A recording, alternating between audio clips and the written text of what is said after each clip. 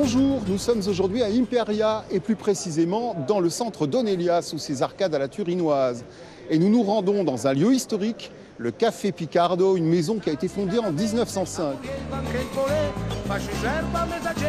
Le Café Picardo n'est pas seulement un lieu où l'on peut déguster un expresso bien serré en salle ou au comptoir, c'est aussi une pâtisserie qui travaille à plein temps en cette période de Noël.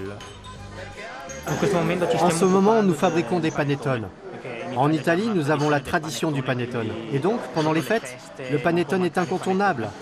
Nous en faisons de plusieurs types. Celui-ci, c'est le classique, à la milanaise. Et puis, nous avons une autre variante, le panettone à la turinoise. Il fait la même taille, mais sa particularité, c'est son glaçage aux amandes et aux noix. Et puis, nous avons une spécialité, qui est une sorte de pâte brisée, enrichie de pignons de pain, de raisins secs et de beaucoup de fruits confits.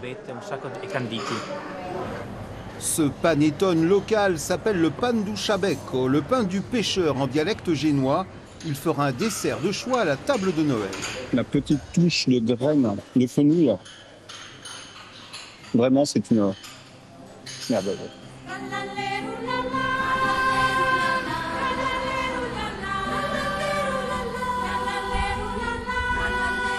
Tout à notre soif, ou plutôt tout à notre faim de découverte, nous avons fait passer les gourmandises sucrées avant les plats salés. Mais rassurez-vous, nous allons y remédier.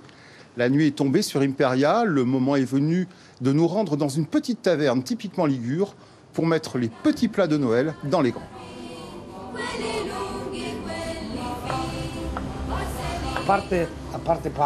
À l'exception de Pâques où l'on mange du cabri et de l'agneau, à Noël et pendant toutes les fêtes, on mange du poisson.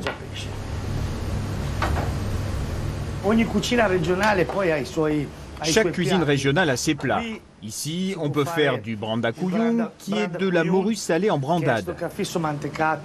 On peut faire du poulpe aux pommes de terre et en entrée des raviolis à la bourrache, typique d'Imperia.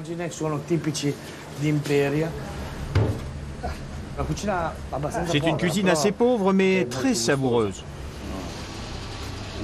Et voici le plat maison le plus spectaculaire, préparé par le chef Sergio, du poulpe fumé au bois de hêtre. Il a disparu. Allez, on ouvre. Voilà. Magnifique. Ça te plaît? Est-ce qu'il est aussi tendre que je te l'avais dit? C'est magique.